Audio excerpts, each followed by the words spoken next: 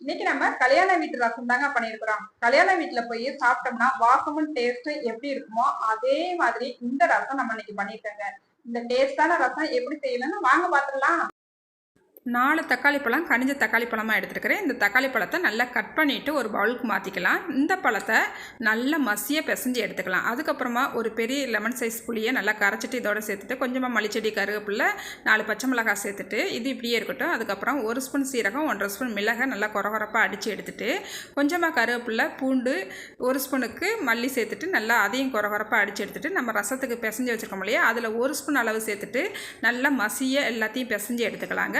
அதுக்கப்புறம் தேவையான அளவு தண்ணி சேர்த்துட்டு இந்த ரசத்துக்கு தேவையான அளவு உப்பும் சேர்த்துக்கலாம். இப்போ ரசத்தை தாளித்து விட்டுறலாம். இப்போ ஒரு மண்சட்டி அடுப்பில் வச்சுக்கிட்டு 2 ஸ்பூன் எண்ணெய் விட்டுருக்கிறேன்.